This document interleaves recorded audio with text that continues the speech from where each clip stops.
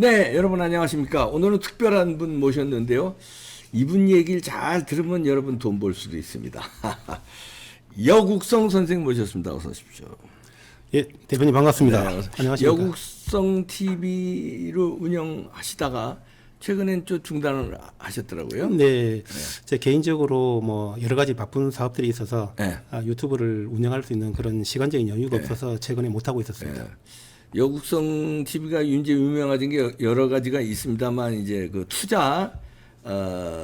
이제 투자 코치를 해주셨는데 그 종목이 대박이 나는데 그건 조금 이따 말씀드리고 우선 지금 우크라이나 사태가 세계 경제 전반에 영향을 미쳤죠. 지금 세계 경제가 다 안 좋죠. 네, 그렇습니다. 네. 네. 지금 연합뉴스를 포함해서 이 각종 공중파들이 네. 러시아가 그 핵 위협이라든지 네. 그다음에 30만 동원령 이런 거를 통해서 지금 이 전쟁이 오히려 이제 세계 3차 대전으로까지 비화되지 않겠느냐. 네. 따라서 그에 따른 이 경제적인 어떤 우려들이 많이 나오고 있는 상황인 것 같습니다. 그렇죠. 네, 그렇지만 저는 그 부분에 대해서는 조금 다른 시각으로 보고 있습니다. 네. 공중파에서 보도하는 것과는 조금 다른 시각으로 보고 있는데 네. 결론적으로 말씀을 드리면은 이 우크라이나는 크게 멀지 않아서 종전이 그것도 푸틴에 의해서 일방적으로 시작된 그 전쟁이 푸틴에 의해서 일방적으로 휴전 협상 없이 네. 푸틴에 의해서 일방적으로 이 종전 선언이 될 가능성이 상당히 높다. 그렇게 보고 있습니다. 푸틴이 꼬리 내린다는 거예요? 그것도 명분상 쉽지 않을 텐데요. 네, 그렇습니다. 그래서 제가 드리는 말씀 부분이 네. 협상을 한다면은 그런 가능성이 상당히 농후하겠습니다만은 네. 푸틴이 꼬리를 내릴 수는 없을 겁니다. 예로부터 우리 역사에서 본다면, 세계사에서 본다면 전쟁에서 실패한 군주는 네. 거기서 대부분이 몰락하게 마련인 것이 역사의 그렇죠. 반복된 상황입니다. 따라서 푸틴이 실질적으로는 세계 제2위의 그 미국과 견줄 수 있는 그 군사력을 경제상으로는 뭐 중국 총량으로 본다면은 중국을 G2라고 하겠지만 여러 가지 다방면으로 본다면은 네. 그래도 아직까지는 미국과 견줄 수 있는 나라는 공산권의 사회주의 국가에서는 러시아라고 봐야 되는데 네. 그런 그 러시아의 이 위치를 봤을 때 만약에 이번 전쟁에서 우크라이나처럼 세계 군사력에서 22 정도밖에 안 되는 네. 그리고 경제력으로도 이 빈약한 나라에 대해서 오히려 서방의 지원이 있었다 하더라도 네. 패했다면은 푸틴이 건재할 수 없기 때문에 그럼 어떤 식으로 종전을 한다는 거예요? 그러니까 네, 협상도 아니고 꼬리 내리는 것도 아니고 그러면 어떻게 종전이 되는 거예요? 그래서 지금 푸틴이 들고 나온 것이 핵카드고 네. 30만 동원령이고 주민자치령이라고 저는 이렇게 분석하고 있습니다. 왜 그러냐면은 이 실질적으로 이 핵이라는 것은 2차 대전 때까지는 그 소형 핵들을 쓸 수 있었겠지만은 지금 현재 이 핵들은 전술 핵이라고 할지라도 그것이 사용한다면은 이 지구 꼭 우크라이나뿐만 아니라 전 세계적으로도 그 피해도 막심할 뿐만 아니라 지금 세계인들이 그러한 정서를 핵을 못 쓸 것이다. 받아들일 수 없을 겁니다. 그렇지. 아니, 그러니까 못 쓸 것이다. 예, 푸틴이. 당연히 못 씁니다. 그거 못 쓰는데 예. 그것을 꺼내들은 이유가 네. 지금 아마 요번에 그 크림반도에서 그 크림반도에 연결되는 다리가 있지 않습니까? 예. 러시아 본토로. 그 다리를 폭파된 것에 대해서 러시아가 지금 강한 그 미사일 공격을 하고 있습니다. 연일. 그것이 하나의 어떤 우리가 푸틴의 의도를 읽을 수 있는 시나리오지 않겠는가 그런 생각을 하고 있는 것입니다. 왜냐하면 푸틴의 의도는 뭐냐면은 일단 아까 이 대표님께서 말씀하신 대로 푸틴은 그냥은 물러설 수는 없습니다. 그렇다고 해서 전쟁을 지속하자고 하니 사회주의 특성상 물자가 풍부하지 않고 전쟁은 기본적으로 군수 물자에 의해서 승패가 좌우되는 것인데 러시아 입장에서 그렇지도 못하고 우크라이나는 전 세계 서방이 다 돕고 있는 상황이라서 재래전 물자는 계속 고갈되지 않죠. 이길 수가 없는 상황입니다. 그래서 전쟁을 지속할 수도 없는데 그렇다고 물러설 수도 없고 그래서 푸틴이 내놓은 묘수가 핵카드를 꺼내서 위협을 하면서 자기들 자국민들한테 대해서도 푸틴이 전쟁을 해서 얻은 명분을 물러설 수 있는 명분을 가지고 와야 되기 때문에 그래서 자기들 점령지에 대한 주민 투표를 실시해서 여기를 이제 건드리면은 결정적인 순간에는 이제 그 우크라이나에 대해서 너희들은 이 부분을 우리 영토니 더 이상은 건들지 마라 하는 그런 어떤 판세를 짜기 위한 하나의 어떤 전초 구도라고 저는 보고 그러면 있습니다. 이제 푸틴은 예를 들어서 뭐 그 크림반도 그쪽만 놓고 여기만 건들지 말아라. 그런 뜻은 아닙니다. 그러면 이제 돈바스는 그 크림 반도는 이미 2014년도에 먹었고. 합병을 해서 이제 점령된 먹었고. 상태고 지금 그 이 도네츠크하고 돈바스하고 두 개 네. 지역이 있지 않습니까? 요 인근 지역 적으로 그 다는 아니더라도 어느 정도의 영역을 확보하고 주민 투표를 실시해서 거기서 확보한다면 푸틴으로서도 상당한 명분이 있을 것이다. 그러면서 이 지역에 대해서 이제 침범을 한다면 너희들은 이제 더 이상 우리한테 더 강력한 공격이 시달리게 될 것이다. 그래서 이번에 미사일 공격을 수도 키예프에 하면서 이 응징하는 모습을 강하게 보여줬다. 그러면은 이제 그렇게 보고 있습니다. 우크라가 그걸 받아야 되는데 우크라 젤렌스키 대통령이 받지 않고 우린 땅 한 평도 내줄 수 없다. 이렇게 나오면 이제 골치 네, 아픈 이제 거예요. 그렇게 되면 역시 이제 그렇기 때문에 이제 그 전쟁이라는 것이 서로 상호간 국가 간의 이해 충돌이 있기 때문에 전쟁을 하는 것일 것인데 우크라이나 입장에서도 실제로 만약에 그 러시아가 강한 핵을 사용하고 만약 핵실험을 주변에서 하고 그 SLBM을 쏘아 올린다든지 주변에서 실적 공격은 안 하더라도 그런 강한 위협을 하는 모습을 보인다면은 서방 세계에도 이 전쟁을 사실 미국으로서도 이 많은 지원을 했지 않겠습니까? 끝내고 싶지 예, 했겠죠. 끝내고 싶고 그 젤렌스키 입장에서도 이미 충분히 지도자로서 우크라이나 지도자로서 자기가 그 수도에서 물러나지 않고 끝까지 항전해서 싸우는 모습을 러시아에서 그러고 더군다나 최근에 와서는 반전에 성공하는 모습 아니겠습니까? 그러한 모습을 충분히 보여줬기 때문에 여기서 끝내도 젤렌스키 입장과 푸틴 입장에서는 서로 크게 양쪽이 다 끝내도 지도자의 이미지에서는 크게 물러설 것이 없다. 그렇게 보고 있는 것입니다. 따라서 이 푸틴에 의해서 우크라이나와 이 휴전 협상을 하는 것이 아니라 점령지를 주민자치령으로 선포를 하고 일방적으로 종전이다. 너희들한테서 물러난다고 우크라이나에서 우크라이나 점령지에서 나간 그 일부 군대들은 퇴각을 시키고 종전을 선언할 것이 그럴 확률이 높지 않겠는가. 왜냐하면 더 이상의 전쟁은 수행하는 것은 의미가 없다고 보기 때문입니다. 푸틴에 의해서 종전된다. 협상 없이. 그렇게 될 가능성이 높다고 보고 그렇게 있습니다. 되면 이제 세계 경제가 그때까지는 좀 위축되다가 다시 살아나겠네요. 종전이 되면. 그렇습니다. 제가 오늘 이 대표님 방송에 나온 것도 그렇습니다. 지금 현재 금리 인상이라든지 북한이 구체적으로 우리 지역을 갖다 지명을 하면서 위협을 한다든지 여러 가지 이 그 경제 상황, 정치 상황들이 최악의 상태에 지금 직면해 있습니다.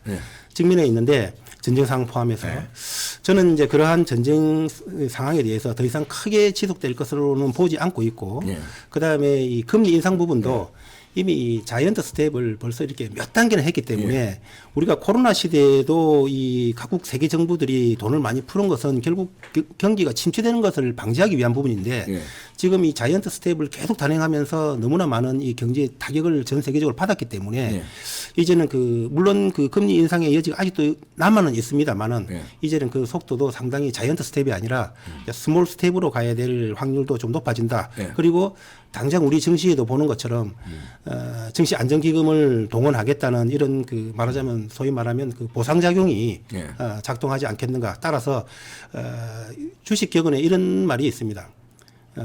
곡소리가 날 때 그때는 들어갈 때가 아니고 팔 때가 아니고 살 때다. 살 때다. 그런 그러니까 말씀을 지금이 드리고 싶습니다. 증시고 세계 경제가 곡소리가 나고 있으니까 이럴 때 오히려 종목을 잘 골라서 사면 이제 세계 경제가 올라가기 시작하면 이제 이게 탄력받아서 그렇습니다. 아까 지금 살 때다. 우크라이나 부분도 우크라이나 전쟁으로 인해서 이 주식 시장 또 세계 경제에 미친 충격파가 상당히 큽니다. 그 9.11하고는 비교도 안 될 바로 그때는 단기적이었지만 지금은 몇 개월째 지속되면서 엄청난 충격파를 던져두는데 주식 격언에 그 산이 높으면 골이 깊다는 말이 있습니다. 그 반대도 작용을 하기 때문에 골이 깊었기 때문에 또 그만큼 산이 높을 것이다. 그런 말씀을 드리는 것입니다. 네. 그럼 이제 자 구체적으로 지난번에 한번 종목을 추천했다가 아주 대박난 일이 있죠. 그걸 한번 설명해 주시죠. 네, 그렇게 하겠습니다. 자료 화면 한번 띄워주시죠. 아니 첫 번째 화면 영상이요. 첫 번째 영상. 이걸 틀어봐 주시죠. 이게 뭡니까? 네, 이거는 제가 어떤 이 주식을 하지 않는 분이라고 하더라도 이것을 주식이라고 생각하지 말고 이게 언제입니까? 이게 2020년도 2월 2일 방송자입니다. 2020년 2월. 저는 덕성 우선주라는 종목을 추천을 합니다. 제가 왜 이 덕성이라는 회사를 추천을 하느냐면은 이 덕성이라는 회사의 사회이사가 이 윤석열하고 서울법대 1년 선후배사입니다. 물론 이 서울법대 동문이라는 것은 길에 너무나 많아서 관련이 있지만은 이 우선주라는 이 소형 종목이 대선주하고 관련되면은 이 5배, 10배 정도 상승하는 것은 꿈이 아닙니다. 자, 그런데 여기서 우리가 한 가지 유의할 점은 이 윤석열이가 자신을 갖다가 대선 후보로 거론하지 말아달라고 이렇게 얘기를 했다는 점입니다. 단순히 자기가 정치를 하지 않는다고 말을 했다면은 그런 말이야 상관이 없겠지만은 대선 후보 이 여론조사에서 빼달라고 했기 때문에 그것은 이 큰 영향이 있을 수도 있다는 것입니다. 그것은 반드시 유의해야 될 그런 상황이 되는 것입니다. 하지만은 제가 이렇게 추천을 드리는 이유는 그런 한 가지만을 보는 것이 아니라 이번 우한 폐렴하고 관련해가지고 저는 이 주식시장이 패닉 상태, 공포에 빠질 것이라고 보고 있습니다. 자, 그럴 때에 이 주식시장이 붕괴에 빠질 때에 대안으로 떠오르는 것이 바로 이 우선주라는 사실인 것입니다. 자, 따라서 이 덕성 우선주라는 것은 이 윤석열 대선주와도 관련이 있을 뿐만 아니라 주식의 이 대하락기에 있어가지고는 우선주가 대안으로 떠오르기 때문에 이것은 이 양수 격작이라는 것입니다. 사실 이런 종목을 본다는 것은 발굴해낸다는 것은 사실은 쉽지 않습니다. 아, 요렇게 해서 2020년 2월 2일 날 방송을 했는데 네. 여기서 추천한 종목이 뭐였죠? 그 덕성 우선주였고 덕성이라는 종목이었습니다. 덕성 예, 우선주인데 네네. 요걸 추천을 하셨는데 결과가 어떻게 결과는 이제 다음 방송을 한번 더 띄워주시죠. 다음 방송은 언제 겁니까? 그건 그 다음 날 2월 3일자 방송. 2월 3일자 예. 방송. 2월 2일 날 추천 아까 하신 방송이 2월 3일입니다. 그 다음 날 결과가 결과는 그 다음 이제 제시라고 예, 이걸 또 과정을 한번 설명해 주세요. 과정을요. 예. 네. 자, 단도직입적으로 우선 이 마스크 종목에 대해서 이 월요일 날 제가 조정을 줄 것이라고 말씀드린 부분에 대해서 말씀을 드리겠습니다. 이 마스크 종목 같은 경우에는 어제 방송에서 이 월요일 날 조정을 줄 것이라고 이 말씀을 드렸는데 제가 어제 방송에서 이 마스크 종목 중에서 이 대표 종목이 바로 이 50과 웰크론이라고 이렇게 말씀을 드렸습니다. 자, 이 종목들에서 오늘의 시세를 제가 네이버에서 검색을 해보니까 웰크론 같은 경우에는 22.63%가 하락을 했습니다. 그리고 50 같은 경우에는 15.1%가 하락을 했습니다. 제가 어제 방송에서 말씀드린 대로 이 마스크 종목들이 오늘 월요일 날 제대로 조정을 했습니다. 아, 그렇게 해서 예. 그 전날 마스크 종목이 이제 조정받는다 했는데 그 다음날 마스크 종목이 조정받았어요. 제가 처음에 이 영상을 제시한 것은 이제 덕성 우선주에 대한 종목을 제시를 했고 거기에 대한 중간 과정들을 쭉 그 이후의 영상들을 며칠 전으로 보시면 네. 2020년도 2월 2일 이후로 조금 며칠 보시면 이제 그 덕성 우선주에 대한 그 제가 계속 분석을 추천을 하고 나서 계속 분석 추천을 하고 있는데 이 부분은 이제 다른 부분 마스크주에 대한 추천을 했고 마스크주에 대해서 이 종목들은 이제 내릴 것이다. 그 전날 방송을 했고 근데 그 다음 날 정말 마스크주들이 저런 식으로 폭락을 했는데 제가 이렇게 말씀드리고자 하는 부분들은 뭐냐면 대부분의 이 애널리스트들이나 이렇게 주식 전문가들이 방송에 나와서 하는 것들은 주로 이 차트를 제시를 하고 설명을 하는데 그 차트라는 것은 주로 주식의 과거 흐름을 나온 결과치를 설명하는 것이고 저희 방송에서는 항상 미리 미래 부분에 대해서 이렇게 될 것이다라고 미리 쭉 집어서 얘기를 했고 그것이 방송을 보시면 정확하게 결과치로 이렇게 나왔다. 그 부분을 말씀을 드리는데 영상 한 개가 조금 마이크 스크 쪽으로 이렇게 나왔는데 다음 영상 그 커뮤니티 한번 올려주시기 바랍니다. 네. 다음 영상 보겠습니다. 네, 요에 이제 그 아까 추천된 종목에 대해서 여기 덕성 우선주에 대해서 약 열흘간에 추천 직후부터 열흘간에 약 단기적으로 400% 상승을 했습니다. 요 400% 상승한 것은 주식 차트를 400% 상승한 것은 주식 차트를 이제 찾아보시면 그 날짜부터 2월 2일부터 2월 13일까지 400% 네, 상승한 것을 볼 수 있을 거고 그걸 2월 3일부터 2월 13일 사이에 제가 이 매도를 하라고 매도 종료를 했습니다. 네. 그래서 이렇게 14일 날 총 종료를 이렇게 했다. 그러니까 아까 2월 2일 날 방송에서 추천한 종목을 2월 13일 날 매도하라고 그러면 14일 날 종료를 했네요. 14일 날 종료했으니까 13일간 가지고 계셨던 분이 얼마를 벌었는지 한번 약 한 400% 정도를 400%. 수익을 올렸습니다. 13일 만에. 그렇습니다. 그러면 13일 동안에 1,000만 원 만약에 투자했다면 4천만 원이 된 거네요. 그렇습니다. 와, 엄청나네. 이렇게 수익을 올렸군요. 이때 이제 2년 전에 이렇게 뭐 이제 레코드가 있습니다. 그리고서는 이제 요번에 또 네네. 종목을 추천해 주신다는 거 아닙니까? 네, 제가 그 유튜브에서 이렇게 공개적으로 사실은 종목을 막 추천을 잘 하지는 않는데 네. 이때 결정적인 타이밍이라고 생각을 해서 제가 한번 추천을 했고 네. 그 이후에 이제 또 이렇게 진매트릭스라는 종목을 또 제 영상에 보면 한번 추천을 한 적이 있습니다. 네. 그거는 진매트릭스라는 종목은 제가 2020년 3월 11일 날 네. 5,600원인가 6,600원인가 정확한 기억은 아닌데 둘 중에 하나인데 네. 그때 추천을 해가지고 네.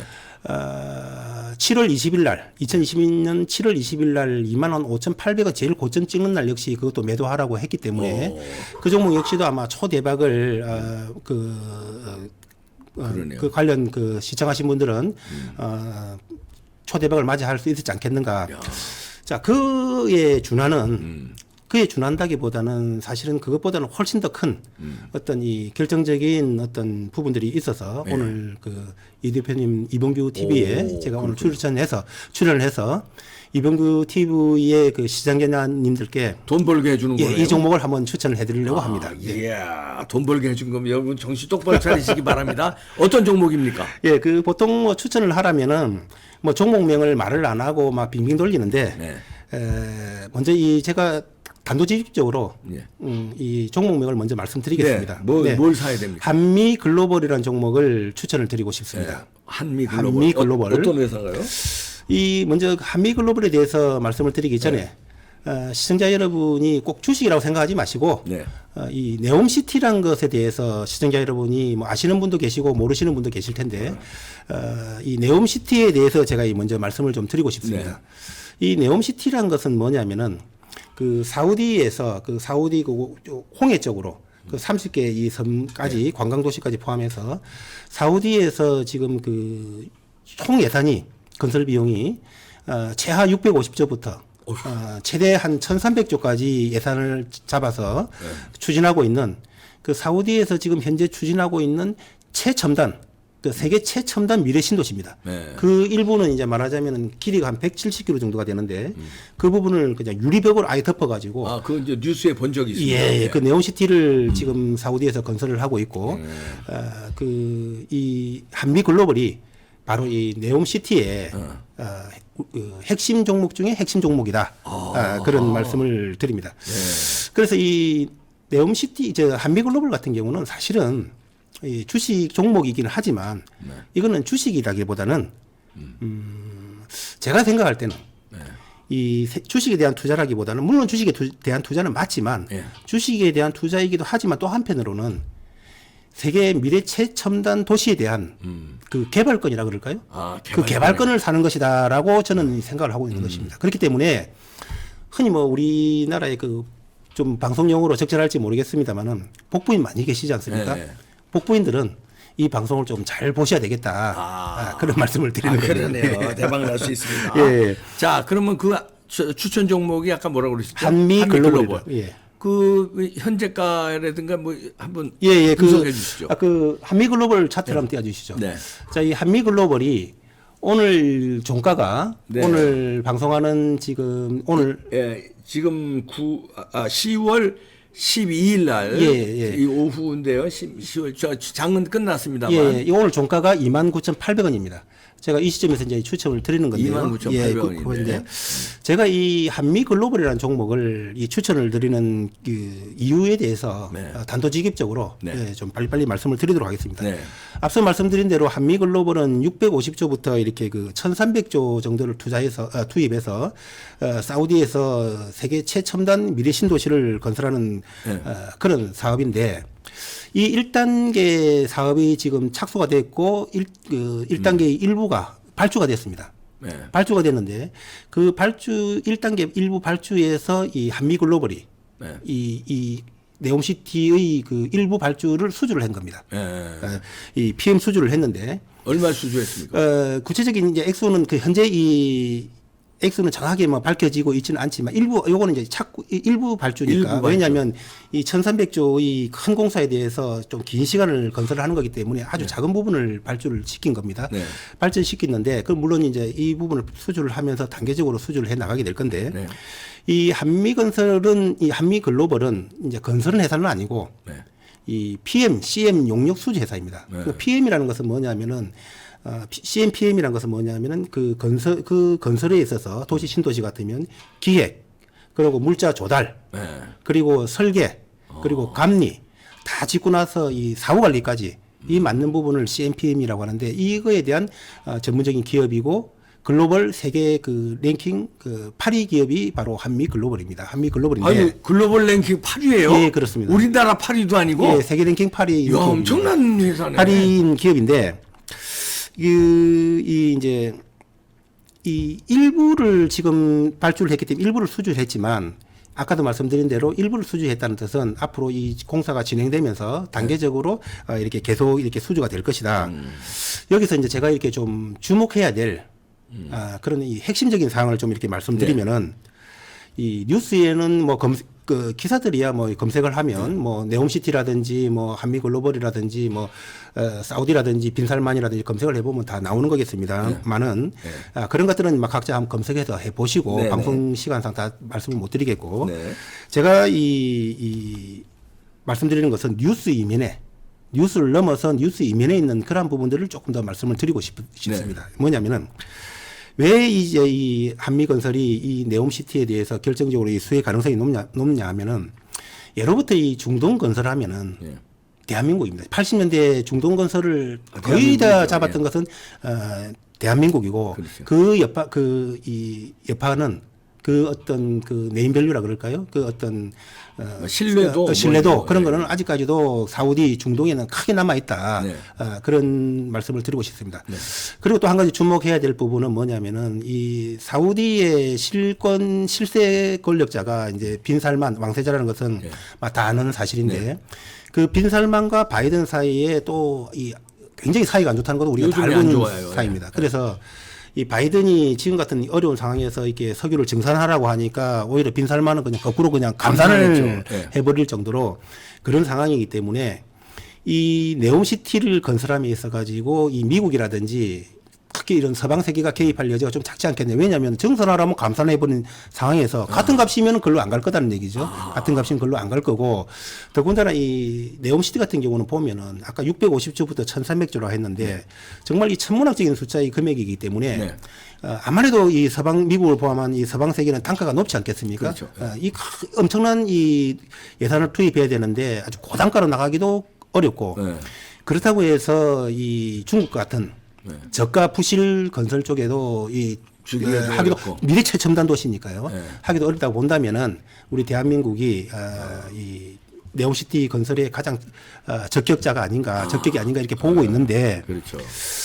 이것을 뒷받침하는 것이 뭐냐면은 요번 8월 30일 날, 30일 날 이 네옴시티의 투자 총괄 책임자가 한국을 그 우리 국토부 주관으로 2022년도 그 컨퍼런스가 있었습니다. 국토부 주관에 거기에 참석을 했는데 현대건설 사장, 그 대우건설 사장, 한미글로벌 부회장 이렇게 참석을 해서 다 미팅을 했습니다. 하고 나서 그 다음 날 8월 31일 날 한미글로벌 부회장을 따로 불러가지고 따로 또 면담을 했습니다. 어이구, 그렇다는 것은 이거는 이 네옴시티에 있어서 한미글로벌이 상당한 그 위치에 있다는 것을 우리가 이 뉴스를 넘어서서 우리가 한번 살펴봐야 되지 않겠는가. 자, 그러면 뭐 시간 관계상 얼마까지 뛸 수 있습니까? 몇 프로 자신하십니까?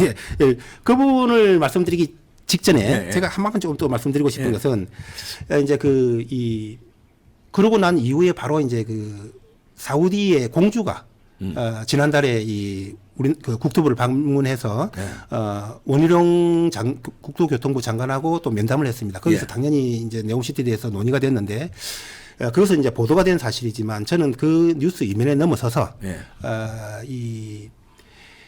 보통 아직까지는 왕세자이기 때문에 윤석열 대통령과의 만약에 면담이 있다면 그걸 정상회담이라고 표현할 수 있을지는 모르겠습니다만은 통상적으로는 정상회담이라든지 CEO 회담이 있으면 실무진들이 그 앞에서 사전 조율을 이렇게 하지 않겠습니까?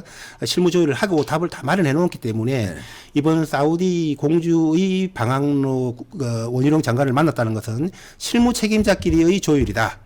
이렇게 또 저는 또 보고 있는 것입니다. 그렇기 때문에 어떤 경우보다도 지금 이 한미건설의 수주 가능성이 높고 또 한 가지 더 주목해야 되는 것은 그 빈살만 사우디 왕세자가 예. 이사회 의장으로 있는 곳이 그 사우디의 개발청인데 예. 그 개발청이 발주한 복합도시 조성공사가 있습니다. 그거를 한미글로벌이 수주를 했고 예. 거기다 플러스 해가지고 그 사우디 수도 리야드에도 이렇게 3만 가구의 그 복합단지를 또 조성하고 있는데 그 공사도 또 역시 피해 관리를 한미글로벌이 수주했습니다. 그리고 요번에 네옴시티도 1단계를 수주했죠. 이거를 볼 때 우리가 뭐를 짐작할 수 있느냐 하면은 연속적으로 지금 그 빈살만이 주도하고 있는 이 부분에서 한미글로벌이 연속해서 지금 수주를 하고 있지 않겠습니까?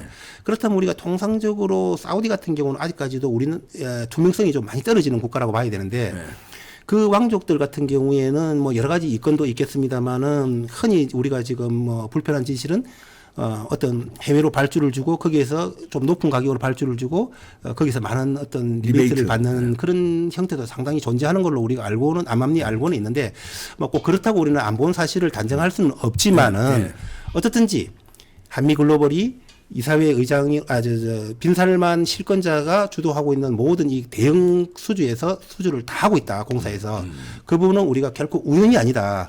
그렇게 봤을 때 이 네옴시티의 한미글로벌의 수주 가능성은 매우 높은데 우리가 여기서 한 가지 꼭 이 짚고 넘어가야 될 주식시장에서 빠지지 않고 짚고 넘어가야 될 것은 뭐냐면은 하나를 제가 딱 간단하게 말씀을 드리면 그 과거 이명박 대통령 시절에 우리가 대우나 4대강이라는 이런 거 많이 했지 않습니까? 많이 뜨는데 그 예산이 얼마냐 하면은 20조입니다. 20조인데 주식하는 사람들 사회에서는 모든 사람이 다 알고 있는데 그때 그 핵심 미인주가 이화공영과 홈세타라는 종목입니다. 그때 간단하게 말씀드리면 이화공영은 그 4대강 사업에 참여할 거라는 기대감에서 30배 그러니까 3,000%가 올랐습니다. 그리고 홈센타는 15배 1,500%가 올랐습니다. 물론 그때하고 지금하고 경제 상황도 다르고 다 다르지만은 우리가 역사를 공부하는 목적은 과거를 통해서 현재를 알고 미래에 대비하는 거 아니겠습니까? 그렇게 본다면 같이 볼 수는 없지만 그래도 어느 하나의 기준점은 되는 거기 때문에 왜냐하면 역사는 반복되는 것이기 때문에 기준점은 되기 때문에 20조에서 그러한 그 어떤 큰 주식시장의 역사를 쓰는 종목이 탄생했다면 주식시장은 항상 이 새로운 어떤 신선한 재료를 원하기 때문에 650조, 1300조 같은 이런 경우는 사실 제가 88년도 7월 달부터 주식을 시작해서 34년 정도 주식을 했지만 거의 찾아보기 어려운 그런 매머더의 캐퍼의 이 종목이다. 그렇게 본다면 아까 조금 전에 질문하신 대로 이 종목이 몇 배를 가겠느냐라고 제가 단언할 수는 없습니다. 단언할 수는 없지만 분명히 말씀드릴 수 있는 거는 이 현재 시점에서 얼마를 상상하든 훨씬 더 많은 상상을 할 것이다. 따라서 이런 종목 같은 경우는 굳이 꼭 주식이라는 아까 모두에 말씀드린 대로 주식이라는 생각을 하기보다도 개발권을 산다는 취지로 주식을 안 하시는 분이라도 그냥 그 내일 증권회사 가면 은행에 통장 개설하는 것처럼 계좌 개설해서 이 종목을 사면 되는 거거든요.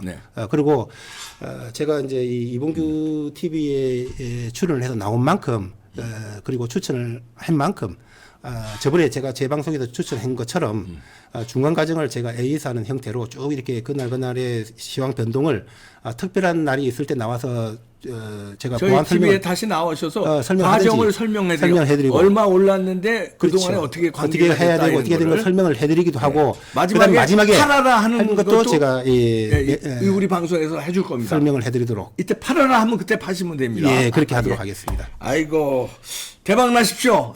좋은 정보를 드렸습니다. 이 방송 한 두세 번 보세요. 그러면서 잘 파악하시기 바랍니다.